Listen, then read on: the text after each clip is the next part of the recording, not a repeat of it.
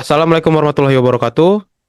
Saya Hermansa dari kelas TRPL 4C pagi. Di sini saya akan melakukan resume materi dari luaran 4, 5, dan 6.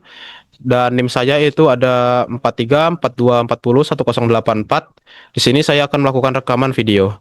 Langsung saja mulai dari luaran keempat, yaitu checklist pengguna keamanan security testing. Terus di sini ada di luaran yang keempat, yaitu bagian pertama yaitu ada error dan exception heading. Poin nomor 6 adalah pengujian error dan exception heading. Jadi intinya kita perlu memastikan bahwa kalau sistem kita ada yang error atau komponen yang rusak, sistem bisa menangani itu dengan baik. Jadi manfaat buat PBL ini sangat penting karena sistem irigasi ini kerja otomatis tanpa perlu dijaga terus. Kalau nggak ada exception heading yang benar, bisa saja komponen pompa menyala padahal sensor rusak atau tanaman malah kebanjiran air terbuang sia-sia. Baru ada kontribusi selanjutnya yaitu di privilege escalation, yaitu ada nomor 7 adalah pengujian privilege escalation atau bahasa gampangnya itu ngecek apakah celah yang dipakai seseorang untuk mengakses atau mengontrol sistem dari luar batas yang diizinkan. Jadi manfaatnya ini itu penting banget buat keamanan sistem IoT. Bayangin kalau nggak ada kontrol ini, siapapun bisa nyambung ke WiFi yang sama dan itu bisa membuat perintah yang apa aja dalam sistem tersebut.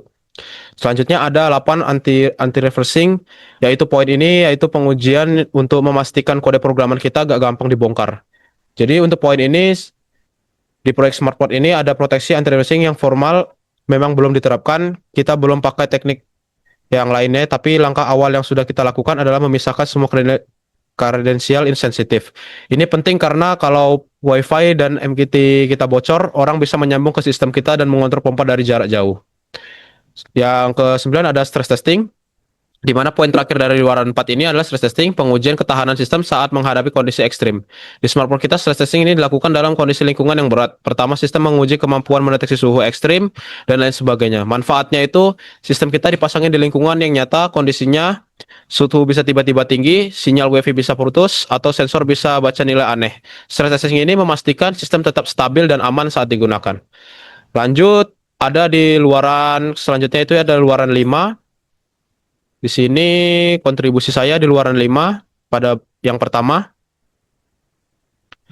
yaitu ada herdering, di mana poin pertama ini yaitu proses penguatan sistem sebelum dioperasikan biar gak gampang diserang. Di proyek ini herdering dilakukan dua sisi server, broker MQTT yang kita gunakan diperbarui secara berkala dan port yang gak dipakai ditutup. Manfaatnya itu buat PBL ini, broker MQTT itu merupakan pintu masuk utama ke sistem SmartPort. Kalau nggak ada ini, broker bisa diakses siapapun dari internet dan sistem bisa dikontrol orang luar.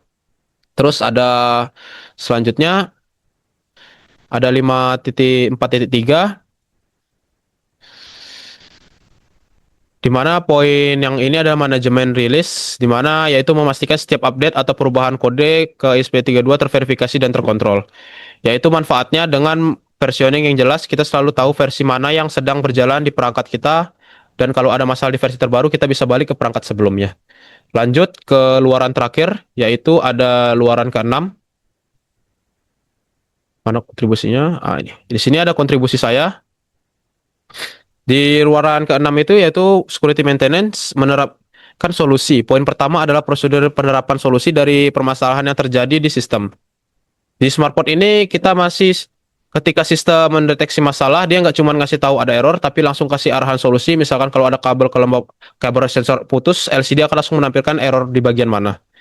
Manfaatnya itu di sistem IoT ini kerjanya itu apa yang bekerja secara otomatis ini tuh kalau ada masalah dan operator sistem yang nggak dikasih tahu cara benerin, downtime sistemnya bisa lama banget. Dengan arahan solusi yang spesifik, masalah bisa ditangani dengan cepat dan tetap terjaga. Terus ada di 6.4.2, yaitu pencadangan dan pengarsipan. Di poin kedua ini, pencadangan dan pengarsipan data sistem ini, di kode SmartPort ini ada fungsi simpan log yang berjalan otomatis setiap kali pompa selesai menyiram. Jadi manfaat yang dimiliki ini, data histori penyiraman ini penting banget buat evaluasi sistem. Kita bisa lihat apakah frekuensi penyiraman sudah optimal, apakah ada yang pola yang kita perlu perbaiki, atau apakah konsumsi air sudah efisien. Tanpa pengarsipan, semua data itu hilang begitu saja setelah sistem di restart. Terus ya penghapusan informasi sanititas media. Poin selanjutnya, Ini merupakan poin terakhir dari penghapusan informasi dan sanitas media, yaitu prosedur untuk menghapus semua data sensitif dari perangkat saat sistem mau dinonaktifkan. Untuk poin ini saya sampaikan belum ada implementasi otomatis di kode firmware kita, jadi prosedurnya ini masih dilakukan secara manual. Jadi manfaat untuk yang satu ini yaitu penting untuk melindungi privasi pengguna. Kalau perangkat smartphone dipindah tangankan tanpa adanya dihapus dulu, orang yang menerima perangkat itu bisa membaca password WiFi dan data historis penyiraman sanititas media, memastikan data sensitif nggak jatuh ke tangan yang salah. Jadi untuk penutup ini, itu saja yang bisa saya sampaikan dari resume security testing, di mana dari kontribusi saya di PBL Smartport. Jadi intinya dari semua poin yang saya kerjakan, semuanya punya tujuan sama, yaitu memastikan sistem irigasi otomatis kita nggak ada cuman bisa nyiram tanaman dengan baik, tapi juga aman dari serangan dari pengguna lain. Sekian dari saya, jika ada kesalahan mohon dimaafkan. Wassalamualaikum warahmatullahi wabarakatuh.